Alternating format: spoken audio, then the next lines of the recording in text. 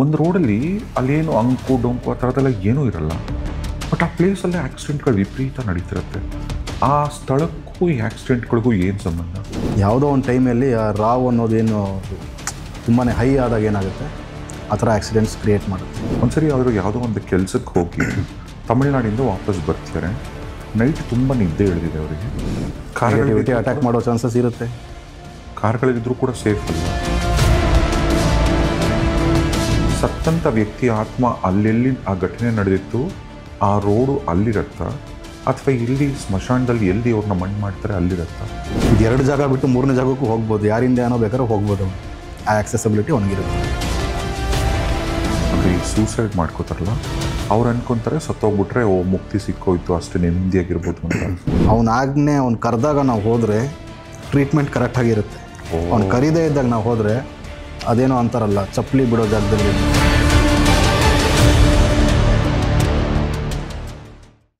Sir, ಈಗ ಒಂದು highway ರೋಡ್ಗಳು, ಈ ದಾವಣಗೆರೆ ರೋಡ್ ಆಗ್ಬೋದು, ಅಥವಾ ಈ ಚಿಕ್ಕಬಳ್ಳಾಪುರ ಬಾಗೇಪಲ್ಲಿ ರೋಡು, ಅಥವಾ ಮೈಸೂರು ರೋಡಲ್ಲಿ ಮುಂಚೆ ಕೆಲವೊಂದು ಪರ್ಟಿಕ್ಯುಲರ್ ಪ್ಲೇಸಸ್ ಇದೆ ಸರ್. ಇಲ್ಲಿ ಒಂದ್ಸರಿ ನನ್ನ ಕಸಿನ್ ಕೂಡ ತೋರಿಸಿದ್ರು ಒಂದ್ಸರಿ ಮೈಸೂರು ರೋಡಲ್ಲಿ. ಒಂದು ರೋಡಲ್ಲಿ ಅಲ್ಲೇನು ಅಂಕು ಡೊಂಕು ಆ ಥರದ್ದೆಲ್ಲ ಏನೂ ಇರಲ್ಲ. ಬಟ್ ಆ ಪ್ಲೇಸಲ್ಲೇ ಆಕ್ಸಿಡೆಂಟ್ಗಳು ವಿಪರೀತ ನಡೀತಿರುತ್ತೆ. ಆ ಸ್ಥಳಕ್ಕೂ ಈ ಆಕ್ಸಿಡೆಂಟ್ಗಳಿಗೂ ಏನು ಸಂಬಂಧ? ಕೆಲವೊಂದು ನಮ್ಮ ನಾರ್ತ್ ಕರ್ನಾಟಕದಲ್ಲಿ ಹೇಳ್ತಾರೆ, ಈ ರಾವು ಹೊಡೆಯುತ್ತೆ, ರಾವ್ ಇದೆ ಅಂತ ಹೇಳ್ತಾರೆ. ಸೊ ಈ ಪರ್ಟಿಕ್ಯುಲರ್ ಕೆಲವೊಂದು ಸ್ಪಾಟ್ಸಲ್ಲಿ ಆ ಥರ ರಾವ್ ಅನ್ನೋದು ಇರುತ್ತೆ. ಆ ರಾವ್ ಅನ್ನೋದು ಇದ್ದಾಗ ಏನಾಗುತ್ತೆ, ಯಾವಾಗಲೂ ಆಗಲ್ಲ ಅದು. ಯಾಕಂದರೆ 1000 ಗಾಡಿ ಓಡಾಡುತ್ತೆ, 1000 ಗಾಡಿಗೂ ಅದು ಎಫೆಕ್ಟ್ ಮಾಡಲ್ಲ. ಯಾವುದೋ ಒಂದು ಟೈಮಲ್ಲಿ ಆ ರಾವ್ ಅನ್ನೋದೇನು ಅದು ತುಂಬಾ ಹೈ ಆದಾಗ ಏನಾಗುತ್ತೆ, ಆ ಥರ ಆಕ್ಸಿಡೆಂಟ್ಸ್ ಕ್ರಿಯೇಟ್ ಮಾಡುತ್ತೆ. ಇವಾಗ ಒಂದೇ ಸ್ಪಾಟಲ್ಲಿ ಪರ್ಟಿಕ್ಯುಲರಾಗಿ ಆಕ್ಸಿಡೆಂಟ್ಸ್ ಆಗ್ತಾನೆ ಇರುತ್ತೆ. ವೀಕ್ಲಿ ಒನ್ಸು, ಇಲ್ಲ 15 ಡೇಸ್ ಒನ್ಸು, ಇಲ್ಲ ಡೈಲಿ ಆಗುವಂತಹ ಸ್ಪಾಟ್ಸ್ಗಳು ಇದ್ದಾವೆ. ನಾನು ನೋಡಿರೋ ಪ್ರಕಾರ ಡೈಲಿ ಒಬ್ಬರಿಲ್ಲ ಒಬ್ಬರು ಬಿದ್ದು ಏಟ್ ಮಾಡಿಕೊಂಡು ರಕ್ತ ಸುರಿಸ್ಬೇಕು ಆ ಜಾಗದಲ್ಲಿ. ಈ ಥರನೂ ಇದ್ದಾವೆ ಸ್ಪಾಟ್ಸು. ಸೊ ಆ ರಾವ್ ಅನ್ನೋದು ಏನಾಗುತ್ತೆ ನೆಗೆಟಿವ್. ಇವಾಗ ನಾವು ಅದೇ ಹೇಳಿದ್ನಲ್ಲ ಆಗಲೇ ಒಂದು ಎಕ್ಸಾಂಪಲ್ಲು, ಆ ವಾತಾವರಣದ ಆ ಒಂದು ರೋಡಿನ ವಾಸ್ತು ಆ ಥರ ಇರುತ್ತದೆ. ಆ ಒಂದು ಪರ್ಟಿಕ್ಯುಲರ್ ಜಾಗದಲ್ಲಿ ರಾವ್ ಅಂತ ಏನಿರುತ್ತಲ್ಲ, ಆ ನೆಗೆಟಿವಿಟಿ ಕ್ರಿಯೇಟ್ ಆದಾಗ ಈ ಒಂದು ಪಾಸ್ ಆಗ್ತಾ ಇರುವಂತಹ ವೆಹಿಕಲ್ಸ್ ಆಗಿರಬಹುದು, ಇಲ್ಲ ವೆಹಿಕಲಲ್ಲಿ ಕೂತಿರುವಂತಹ ಆ ವ್ಯಕ್ತಿಗಳ ಗುರುಬಲ ಏನಿದೆಯೋ ಆ ಒಂದು 2 ಕನೆಕ್ಟಿವಿಟಿ ಆದಾಗ ಈ ಥರ ಕ್ಲ್ಯಾಶಸ್ ಆಗುವಂತಹ ಸಂದರ್ಭಗಳು ಜಾಸ್ತಿ ಇರ್ತವೆ. ಎಲ್ಲರಿಗೂ ಆಗಲ್ಲ, ಅದು ಪರ್ಟಿಕ್ಯುಲರ್ ಕೆಲವೊಬ್ರಿಗೆ ಮಾತ್ರನೇ ಆಗುತ್ತೆ ಆ ಅಂಥ ಸ್ಪಾಟ್ಸಲ್ಲಿ. ಮತ್ತು ಒಬ್ಬರು ಸಿನಿಮಾಗೆ ಸಂಬಂಧಪಟ್ಟಂಥ ವ್ಯಕ್ತಿ, ನನಗೆ ಒಂದು ಆತ್ಮೀಯರವರು, ಈ KR ಪುರಂ ಹತ್ರ ಅವ್ರ ಮನೆ ಇರೋದು. ಅವರೊಂದು ಸಾರಿ ಒಂದು ನಿಜವಾದ ಅವ್ರ ಲೈಫಲ್ಲಿ ನಡೆದಿದ್ದು ಒಂದು ಘಟನೆ ಹೇಳಿದರು. ಮತ್ತು ಈಗ ಪಾಡ್ಕಾಸ್ಟ್ ಮಾಡೋ ಟೈಮಲ್ಲಿ ಇವಾಗಲೂ ಕೂಡ ಹೇಳಿದರು, ಇದನ್ನು ಕೇಳಿ ನೋಡೋರಿಗೆ ಅಂತಂದ್ಬಿಟ್ಟು. ಒಂದ್ಸರಿ ಅವರು ಯಾವುದೋ ಒಂದು ಕೆಲಸಕ್ಕೆ ಹೋಗಿ ತಮಿಳ್ನಾಡಿಂದ ವಾಪಸ್ ಬರ್ತಾರೆ. ನೈಟ್ ತುಂಬ ನಿದ್ದೆ ಇಳಿದಿದೆ ಅವರಿಗೆ. ಇಷ್ಟೊತ್ತಿನಲ್ಲಿ ನನ್ನ ಗಾಡೀಲಿ ಹೋಗಿ ಮತ್ತೆ ಆಕ್ಸಿಡೆಂಟ್ ಏನಾರ ಆದರೆ ಯಾಕೆ ಅಂದ್ಬಿಟ್ಟು ರಾತ್ರಿ ಬರ್ತಾ ಅವರು ಮತ್ತು ಅವ್ರ ಫ್ರೆಂಡ್ ಇಬ್ಬರು ಕಾರಲ್ಲೇ ಒಂದು ಕಡೆ ನಿಲ್ಲಿಸ್ಬಿಟ್ಟು ಮೇನ್ ರೋಡಲ್ಲಿ ನಿಲ್ಲಿಸಿಲ್ಲ, ಒಳಗೆ ಒಂದು ಸ್ವಲ್ಪ ಮರ ಗಿಡಗಳೆಲ್ಲ ಇದ್ದಂಥ ಟೈಮಲ್ಲಿ ಕಾರ್ ನಿಲ್ಲಿಸಿದ್ದಾರೆ. ಅಲ್ಲಿ ಕಾರ್ ನಿಲ್ಲಿಸ್ಕೊಂಡು ಮಲ್ಕೊಂಬಿಟ್ಟಿದ್ದಾರೆ ಸರ್. ರಾತ್ರಿ ನಿದ್ದೆ ಜಾಸ್ತಿ ಇಳಿತಿತ್ತಂತೆ, ನಿದ್ದೆಲ್ಲಿ ಡ್ರೈವ್ ಮಾಡೋದು ಬೇಡ ಅಂತ ಮಲಗಿದ್ದಾಗ ರಾತ್ರಿ ಒಂದು ಟೈಮಲ್ಲಿ ಸಡನ್ನಾಗಿ ಇವ್ರಿಗೆ ಎಚ್ಚರಿಕೆ ಆಗಿದೆ. ಗ್ಲಾಸ್ ಹತ್ರ ಯಾರೋ ಹಿಂಗೆ ಟಣ್ ಟಣ್ ಅಂತ ಏನೋ ಹಿಂಗೆ ಓಡಿತಿದ್ದಂಥ ಸೌಂಡು ಅವ್ರ ಕಣ್ಮುಂದೆ ಎಕ್ಸ್ಪೀರಿಯನ್ಸ್ ಮಾಡಿದ್ದಾರೆ. ಒಂದು ವಿಕಾರವಾದಂಥ ಆಕೃತಿ ಅವ್ರ ಕಣ್ಮುಂದೆ. ಅವ್ರು ಏನು ಮಾತಾಡೋಕ್ಕೆ ಆಗ್ತಾ ಇಲ್ವಂತೆ. ಅವರು ಫುಲ್ಲಿ ಲಾಕ್ ಕಾರಲ್ಲಿ. ಇದೇನಿದು ಈ ಕಾರ್ಗಳಲ್ಲಿ ರಾತ್ರಿ? ಈ ಕಾರು ಅಂದರೆ ಜನರಲ್ ಆಗಿ ಈಗ ಏನಂತಾರೆ, ಕಾರು ಅಂದರೆ ಒಂದು ಲಕ್ಷ್ಮಿ ಅಂತಾರೆ ಅಥವಾ ರಥ ಅಂತಾರೆ. ಅದನ್ನು ಕಾರ್ಗಳಲ್ಲಿದ್ದರೆ ನೀವು ಸೇಫು ಅಂತಾರೆ. ಇದೇನು ಕಾರುಗಳಲ್ಲಿ ಇಲ್ಲ, ಆ ಥರ ಏನಿಲ್ಲ. ಲಕ್ಷ್ಮೀ ಅಮ್ಮನವ್ರ ಪಾಪ ಅವ್ರ ಪಾಡಿಗೆ ಅವ್ರು ಇದ್ದಾರೆ.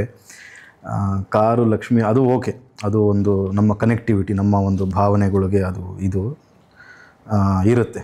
ನನ್ನ ರಥ, ನನ್ನ ಗಾಡಿ, ನನ್ನ ಸವಾರಿ, ಅದು ದೇವರಿದ್ದಂಗೆ. ಯಾಕಂದರೆ ಸಾಕಷ್ಟು ಜನಕ್ಕೆ ಅದು ದುಡಿಮೆ ಮಾಡಿಕೊಡುವಂತಹ ಒಂದು ಗಾಡಿ ಅದು, ದೇವರು. ಸೊ ಅದನ್ನು ದೇವರು ಅಂತಲೇ ಅವರು ಕನ್ಸಿಡರ್ ಮಾಡ್ತಾರೆ. ಬಟ್ ಆ್ಯಕ್ಚುಲಾಗಿ ಫ್ಯಾಕ್ಟ್ ನೋಡಬೇಕು ಅಂತ ಹೋದಾಗ ನಾವು ನೆಗೆಟಿವಿಟಿ ಅಲ್ಲೂ ಕೂಡ ಬರೋ ಚಾನ್ಸಸ್ ಇರುತ್ತೆ. ನೆಗೆಟಿವಿಟಿ ಅಟ್ಯಾಕ್ ಮಾಡೋ ಚಾನ್ಸಸ್ ಇರುತ್ತೆ. ಕಾರ್ಗಳಿದ್ರೂ ಕೂಡ ಸೇಫ್ ಅಲ್ಲ. ಎಲ್ಲಿವರೆಗೂ ನಾವು ಅದನ್ನು ಶುದ್ಧಿಯಾಗಿ ಇಟ್ಕೊಳ್ಳಲ್ವ ಅಲ್ಲಿವರೆಗೂ ಅದು ಅನ್ಸೇಫೆ. ನಾವು ಶುದ್ಧಿಯಾಗಿ ಇಟ್ಕೊಂಡು ಅದಕ್ಕೆ ತಕ್ಕಂತೆ, ಇವಾಗ ಏನಕ್ಕೆ ವರ್ಷಕ್ಕೊಂದ್ಸರಿ ಆಯುಧ ಪೂಜೆ ಬರೋದು, ಸೊ ಇವೆಲ್ಲ ಅದಕ್ಕೆ ಅಲ್ವಾ. ಸೊ ಇವನ್ನೆಲ್ಲ ನಾವು ಕರೆಕ್ಟಾಗಿ ಫಾಲೋ ಮಾಡ್ಕೊಂಡು ಹೋದರೆ ಸೇಫ್ ಇರುತ್ತೆ. ಇಲ್ಲಾಂದರೆ ಎಷ್ಟು ಜನಕ್ಕೆ ಇವಾಗ ಹಂಗೆ ನಾವು ಕನ್ಸಿಡರ್ ಮಾಡಿ ದೇವರು ಅಂತ ಇದು ಮಾಡೋಂಗೆ ಹೋದರೆ ಆಕ್ಸಿಡೆಂಟೇ ಆಗಬಾರ್ದಿತ್ತು. ಅಲ್ಲಿ ನಮ್ಮ ನಂಬಿಕೆಗಳು ಬೇರೆ ಬೇರೆ ಕ್ಲ್ಯಾಶಸ್ ಆಗುತ್ತೆ. ನಾವು ಆ ಥರ ಒಂದು ಫ್ಯಾಕ್ಟಾಗಿ ನಾವು ನೋಡಬೇಕು ಅಂದಾಗ ದೇವ್ರಿಗೆ ಹೋಗಿ ಆಕ್ಸಿಡೆಂಟ್ ಮಾಡ್ತಾ ಅಂತ ಪ್ರಶ್ನೆ ಹುಟ್ಟುತ್ತೆ. ಕರೆಕ್ಟಾಗಿ ಯೋಚನೆ ಮಾಡೋರು ಕೂತ್ಕೊಂಡು, ಹೌದು ಅಲ್ವೋ? ಸೊ ಇಲ್ಲೂ ಏನಾಯಿತು, ನೆಗೆಟಿವಿಟಿ ಅಪ್ಪರ್ ಲೆವೆಲ್ಗೆ ಬಂತು, ಪಾಸಿಟಿವಿಟಿ ಲೋವರ್ ಲೆವೆಲ್ ಆಯಿತು. ಒಂದು ನೆಗೆಟಿವಿಟಿ ಒಂದು ಪಾಸಿಟಿವಿಟಿಗೆ ಒಡೆದು ಬೀಳಿಸ್ತು. ಲೆಕ್ಕಾಚಾರ ಹಂಗೆ ಆಗೋದು ಇವಾಗ. ಸೊ ಆ ಥರ ಅಲ್ಲ ಅದು. ದೇವ್ರ ಜಾಗದಲ್ಲಿ ದೇವ್ರು ಇದ್ದಾನೆ. ಅವನು ಎಳೆದು ಪಳೆದು ಎಲ್ಲೆಲ್ಲ ನುಗ್ಸಕ್ಕೆ ನೋಡಬೇಡಿ. ಅವನ ಜಾಗದಲ್ಲಿ ಅವ್ನು ಪರ್ಫೆಕ್ಟಾಗಿದ್ದಾನೆ. ಅವ್ನು ಪರ್ಫೆಕ್ಟಾಗಿ ಏನು ಅವ್ನ ಕೆಲಸ ಮಾಡ್ಬೇಕು ಅದು ಮಾಡ್ತಿದ್ದಾನೆ. ನಮ್ಮ ಕೆಲಸನ ನಮ್ಮ ಕರ್ತವ್ಯನ ನಾವು ಮಾಡೋಣ, ನಾನು ಇದನ್ನು ಹೇಳೋದು. ಹಾಗಿದ್ರೆ ಈಗ ಸ್ಮಶಾನಗಳಲ್ಲಿ ಇರುತ್ತಾ ಆತ್ಮಗಳು? ಆಬ್ವಿಯಸ್ಲಿ ಇದ್ದೇ ಇರುತ್ತೆ. ಅವ್ರ ಮನೆಗಳೇ ಅದಲ್ವ. ನಮ್ಮ ಮನೆಗಳು ಹೌದು, ನಾವು ಅಲ್ಲಿಗೆ ಹೋಗಬೇಕು.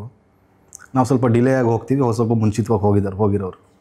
ನಮ್ಮ ಮನೆಯೂ ಅಲ್ಲೇ ಇರೋದು. ಆ್ಯಕ್ಚುಲಿ ಅದು ನಮ್ಮ ಪರ್ಫೆಕ್ಟ್ ಆ್ಯಕ್ಚುಯಲ್ ಹೌಸ್, ಆ್ಯಕ್ಚುಯಲ್ ನಮ್ಮ ಬಂಗ್ಲೆಯಲ್ಲಿ ಅಂದರೆ ಅಲ್ಲಿ 3 ಅಡಿ 6 ಅಡಿ. ಈಗ ಯಾವುದೋ ಒಂದು ವ್ಯಕ್ತಿ ಅಥವಾ ಯಾರೋ ಒಬ್ಬರು ಎಲ್ಲೋ ಒಂದು ರೋಡ್ ಆಕ್ಸಿಡೆಂಟ್ ಆಗಿ ಎಲ್ಲೋ ಒಂದು ಕಡೆ ತೀರ್ಕೋತಾರೆ. ಆಮೇಲೆ ಅವರ ದೇಹನ ತೊಗೊಂಬಂದು ಇಲ್ಲೆಲ್ಲೋ ಒಂದು ಕಡೆ ಅಂತ್ಯ ಸಂಸ್ಕಾರ ಮಾಡ್ತಾರೆ. ಮಣ್ಣಲ್ಲಿ ಹೂಳ್ತಾರೋ ಅಥವಾ ಒಂದು ಬೇರೆ ಏನು ನೆಕ್ಸ್ಟ್ ಇರುತ್ತೆ ಅದು ಆ ಕಾರ್ಯಗಳು ಮಾಡ್ತಾರೆ. ಅರ್ಥ, ಸತ್ತಂಥ ವ್ಯಕ್ತಿ ಆತ್ಮ ಅಲ್ಲೆಲ್ಲಿ ಆ ಘಟನೆ ನಡೆದಿತ್ತು ಆ ರೋಡು ಅಲ್ಲಿರತ್ತಾ ಅಥವಾ ಇಲ್ಲಿ ಸ್ಮಶಾನದಲ್ಲಿ ಎಲ್ಲಿ ಅವ್ರನ್ನ ಮಣ್ಣು ಮಾಡ್ತಾರೆ ಅಲ್ಲಿರತ್ತಾ? ಎರಡೂ ಪಾಸಿಬಿಲಿಟೀಸ್ ಇದೆ. ಸತ್ತಂತಹ ವ್ಯಕ್ತಿ ಆ ಜಾಗದಲ್ಲೂ ಇರ್ತಾನೆ, ಅವನು ಎಲ್ಲಿ ಹೂತಾಕಿರ್ತಾರೋ ಮಣ್ಣು ಮಾಡಿರ್ತಾರೋ ಅಲ್ಲೂ ಕೂಡ ಇರ್ತಾನೆ. ಈ ಎರಡರದ್ದು ಕನೆಕ್ಟಿವಿಟಿ ಅವನ ಆ್ಯಕ್ಸಸ್ಸಲ್ಲಿ ಇರುತ್ತದು. ಅವನು ಇಲ್ಲಿಗೂ ಬರ್ಬೋದು, ಅಲ್ಲಿಗೂ ಹೋಗ್ಬೋದು. ಇದು 2 ಜಾಗ ಬಿಟ್ಟು 3ನೇ ಜಾಗಕ್ಕೂ ಹೋಗ್ಬೋದು. ಯಾರಿಂದ ಏನೋ ಬೇಕಾದ್ರೂ ಹೋಗ್ಬೋದು. ಅವನು ಆ ಆ್ಯಕ್ಸೆಸಿಬಿಲಿಟಿ ಅವನಿಗಿರುತ್ತೆ. ಈಗ ಸತ್ತ ಮೇಲೆ ಇವ್ರದ್ದೆಲ್ಲ ಏನಾಗುತ್ತೆ ಸತ್ತ ನಂತರ ಒಬ್ಬ ವ್ಯಕ್ತಿ? ಎಂಥದಿಲ್ಲ. ಈಗ ಇಲ್ಲಿ ಒಂದು ಕ್ಲಾರಿಫಿಕೇಷನ್ ಏನು ಕೊಡಬೇಕು ಅಂತ ಹೇಳಿದ್ರೆ, ನಾವು ಮನುಷ್ಯರು, ನಾವು ಇವಾಗ ಬದುಕಿದ್ದೀವಿ, ನಾವೊಂದು ಇಷ್ಟು ಜನ ಇದ್ದೀವಿ ಇಲ್ಲಿ, ನಾವು ಮನುಷ್ಯರು. ನಾನು ನಿಮ್ಮನ್ನು ನೋಡ್ತಾ ಇದ್ದೀನಿ, ನೀವು ನನ್ನನ್ನು ನೋಡ್ತೀರಾ, ಮಾತಾಡ್ತಿದ್ದೀನಿ, ನೀವು ಕೇಳ್ತಾ ಇದೆ, ನೀವು ಹೇಳೋದು ನನಗೆ ಕೇಳ್ತಾ ಇದೆ, ಉಸಿರಾಡ್ತಿದ್ದೀವಿ. ಸಮಥಿಂಗ್ ಏನೋ ಒಂದು ಮೆಕ್ಯಾನಿಸಮ್ ಇಲ್ಲಿ ನಡೀತಾ ಇದೆ, ಆಗ್ತಾ ಇದೆ. ಸೊ ಇದು ದೇಹದಲ್ಲಿ ಒಂದು ಕ್ರಿಯೆ ನಡೀತಿದೆ. ಆ ಕ್ರಿಯೆ ನಡೆಯೋದಕ್ಕೆ ಒಬ್ಬ ಸೂತ್ರಧಾರ ಅವನಿದ್ದಾನೆ, ಅವ್ನು ಮಾಡಿಸ್ತಾ ಇದ್ದಾನೆ, ಆಡಿಸ್ತಾ ಇದ್ದಾನೆ, ಚೈತನ್ಯ ಇದೆ, ನಮ್ಮಲ್ಲಿ ಶಕ್ತಿ, ಅದು ನಡೀತಿದೆ. ಇವಾಗ ದೇಹ ಕೊಲ್ಯಾಪ್ಸ್ ಆದಮೇಲೆ ಅಂದರೆ ಏನೂ ಇಲ್ಲ, ಏನೋ ಅಸ್ತಿತ್ವ, ಒಳಗಡೆ ಏನು ಅದ್ರ ಮೆಕ್ಯಾನಿಸಮ್ ಎಲ್ಲ ಸ್ಟಾಪ್ ಆಗೋಯ್ತು, ಏನಿಲ್ಲ ಅಂದಾಗ ಏನಾಗುತ್ತೆ, ಆ ದೇಹ ಅದು ಹೋಯ್ತು, ವೇಸ್ಟ್ ಅದು.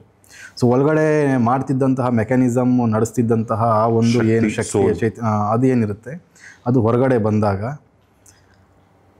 ಅದಕ್ಕೆ ಒಂದು ನಿಯಮಿತ ಸೀಮಿತವಾಗಿ ಅಷ್ಟು ನಿರ್ದಿಷ್ಟ ಒಂದು ಕಾಲಾವಕಾಶವನ್ನು ಕೊಟ್ಟಿರ್ತಾನೆ ನಮ್ಮನ್ನು ಸೃಷ್ಟಿ ಮಾಡಿದಂತಹ ದೇವರು ಅಂತ ನಾವು ಏನು ಹೇಳ್ತೀವಿ. ಅವನು ಆ ಕಾಲಾವಕಾಶ, ಆ ಕಾಲಾವಧಿ ಏನು ಕೊಟ್ಟಿರ್ತಾನೆ, ಆ ಅವಧಿ ಮುಗಿಸಿ ನಾವು ಹೋದರೆ ನಮ್ಮದು ಆತ್ಮಗಳು ಇಲ್ಲಿ ಇರಲ್ಲ, ಸಂಚಾರ ಇರಲ್ಲ. ಆ ಅವಧಿಗಿಂತ ಮುಂಚೆ ಅರ್ಧಂಬರ್ಧ ಸೂಸೈಡು, ಆ್ಯಕ್ಸಿಡೆಂಟು, ವಿಷ ಕುಡ್ದ, ಲವ್ ಫೇಲ್ಯೂರು, ಮೇಲಿಂದ ಕೆಳಗಡೆಗೆ ಬಿದ್ದ, ನೀರಲ್ಲಿ ಬಿದ್ದ, ಆಟ ಆಡೋಕೆ ಹೋದ, ಮೊನ್ನೆನೂ ಯಾವುದೋ 3-4 ಜನ ಹೋದ್ರು ಪಾಪ ಹುಡುಗರು. ಈ ಥರ ಎಲ್ಲ ದುರ್ಘಟನೆ ಆಗಿ ನಾವು ಹೋಗ್ತೀವಲ್ಲ, ಇಂಥವ್ರದ್ದು ಏನಾಗುತ್ತೆ, ಇವ್ರದ್ದು ಪೂರ್ತಿ ಆಯಸ್ಸು ಮುಗ್ದಿರಲ್ಲ, ಉಳಿದಿರುತ್ತೆ. ಫಾರ್ ಎಕ್ಸಾಂಪಲ್ ಚಿಕ್ಕ ವಯಸ್ಸಲ್ಲೇ ಹೋದ್ವಿ, ಒಂದು 20 ವರ್ಷಕ್ಕೆ ಹೋಗ್ಬಿಟ್ರೆ ಅವನು ಒಂದು 60 ವರ್ಷ 40 ವರ್ಷ ಅವ್ನು ಅಲ್ಕೊಂಡೇ ಬಿದ್ದಿರ್ತಾನೆ. ಅವನ ಆತ್ಮ ಇರುತ್ತೆ, ಅಲ್ಕೊಂಡಿರ್ತಾನೆ. ಅವ್ನ ಪಾಡಿಗೆ ಅವ್ನು ಅಲ್ಕೊಂಡಿದ್ರೆ ಓಕೆ. ಬೇರೆಯವ್ರಿಗೆ ತೊಂದರೆಗಿಂದ್ರೆ ಮಾಡೋಕ್ಕೆ ಹೋದರೆ, ಇಲ್ಲ ಯಾವನೋ ಒಬ್ಬ ಮಾಟ ಮಂತ್ರದವನು ಯಾವನೋ ಸಿಗ್ದ, ಮಂತ್ರವಾದಿ ಅವನನ್ನು ಹಿಡ್ದ, ಅವ್ನ ಕೆಲಸಕ್ಕೆ ಅವ್ನು ಬಳಸ್ಕೊಳ್ಳೋಕೆ ಸ್ಟಾರ್ಟ್ ಮಾಡ್ದ, ಈ ಥರದ್ದೆಲ್ಲ ಆಗ್ತಾ ಹೋಗುತ್ತೆ. ಈಗ ಹೇಗೆ ಗೊತ್ತಾಗುತ್ತೆ ಒಬ್ಬ ವ್ಯಕ್ತಿ ತೀರ್ಕೊಂಡ ನಂತರ ಇವನ ಆಯುಸ್ ಇಷ್ಟೇ ಇತ್ತು ಅಂತ ಹೆಂಗೆ ಗೊತ್ತಾಗುತ್ತದೆ? ಸಾಧ್ಯ ಇಲ್ಲ ಹೇಳೋಕ್ಕೆ. ಅದನ್ನೇ ಹೇಳ್ತಾರಲ್ಲ, ಹುಟ್ಟು ರಟ್ಟಂತೆ, ಸಾವು ಗುಟ್ಟಂತೆ. ಹುಟ್ಟೋದು ಗೊತ್ತಾಗುತ್ತೆ, ಸಾಯೋದು ಯಾರಿಗೂ ಗೊತ್ತಾಗಲ್ಲ, ಯಾವ ಸಮಯ ಏನು. ಅದು ಯಾರನ್ನ ಬಂದು ನಿನಗೆ ಇಷ್ಟೇ ವರ್ಷ ಆಯಸ್ಸು, ನೀನು ಹಿಂಗೆ ಹೋಗ್ತೀಯ ಅಂತ ಯಾರನ್ನ ಹೇಳಿದ್ರೆ ಅವನ್ನ ದಯವಿಟ್ಟು ನಂಬಕ್ಕೆ ಹೋಗಬೇಡಿ. ಫ್ಯೂಚರ್ನ ಯಾರೂ ಹೇಳೋಕ್ಕಾಗಲ್ಲ, ಫ್ಯೂಚರ್ನ ಯಾರೂ ಪ್ರೆಡಿಕ್ಟ್ ಮಾಡೋಕ್ಕಾಗಲ್ಲ. ಅವ್ನು ಫ್ಯೂಚರ್ನ ಪ್ರೆಡಿಕ್ಟ್ ಮಾಡ್ತಿದ್ದಾನೆ, ಹೇಳ್ತಿದ್ದಾನೆ ಅಂದರೆ ಅವ್ನು ದೊಡ್ಡ ಸುಳ್ಳು ನನ್ನ ಮಗ ಅಂತ, ಓಳ್ ನನ್ನ ಮಗ ಅಂತ ಅವನು. ನಂಬಕ್ಕೆ ಹೋಗ್ಬೇಡಿ. ಪಾಸ್ಟ್ ಹೇಳ್ತಾರೆ, ನಡೆದಿರೋವಂಥದ್ದು ಹೇಳ್ತಾರೆ. ಈ ಜನ ಏನಾಗ್ತಾರೆ ಅಂದರೆ, ಪಾಸ್ಟ್ ಏನು ನಡೆದಿರುತ್ತೆ ಅದನ್ನು ಹೇಳಿರ್ತಾರಲ್ಲ, ಫ್ಯೂಚರ್ ಏನು ಹೇಳಿದ್ರು ಎಲ್ಲ ಕರೆಕ್ಟಾಗಿ ಹೇಳ್ದವನು, ಹೌದು ಅದೇ ಸ್ಪಾಟಲ್ಲಿ ನಾನು ಬಿದ್ದಿದ್ದು, ಹೌದು ಸ್ವಲ್ಪ ಫುಲ್ಲು ಜೋಶಿಗೆ ಬಂದುಬಿಡ್ತಾರೆ. ಜೋಶಿಗೆ ಬಂದುಬಿಟ್ಟು ಆಮೇಲೆ ಅವನು ಬೊಟ್ಟಿಗೆ ಬಿದ್ದ ಅಂತ ಹೇಳ್ಬಿಟ್ಟು ಫ್ಯೂಚರ್ ಹೇಳೋಕ್ಕೆ ಸ್ಟಾರ್ಟ್ ಮಾಡ್ತಾನೆ. ನಿನಗೆ ಆ ಯೋಗ ಇದೆ, ನಿನಗೆ ಈ ಯೋಗ ಇದೆ, ನೀವು ಅಲ್ಲಿ ಇನ್ನೊಂದೇನೋ ಭೋಗ ಇದೆ ಅಂತೆಲ್ಲ ಹೇಳೋಕ್ಕೆ ಸ್ಟಾರ್ಟ್ ಮಾಡ್ತಾನೆ. ಆವಾಗ ನಂಬಲೇಬೇಕು, ಯಾಕಂದರೆ ಅಲ್ಲಿ ನಂಬಿದ್ದಾನೆ ಇವಾಗ. ಹೌದು ಗುರೂಜಿ ಎಲ್ಲ ಕರೆಕ್ಟಾಗಿ ಹೇಳಿದ್ದಾರೆ, ಇದು ಹಾಗೆ ಆಗುತ್ತೆ ಅಂತ ಹೇಳಿ ಅಲ್ಲಿ ಬಕರ ಆಗ್ಬಿಡ್ತಾರೆ. ನನಗೆ ಒಬ್ಬರು ಸ್ಪಿರಿಚುವಲ್ ಲೀಡರ್ ಒಬ್ಬರು ರೀಸೆಂಟಾಗಿ ಒಂದು ಮಾತು ಹೇಳಿದರು.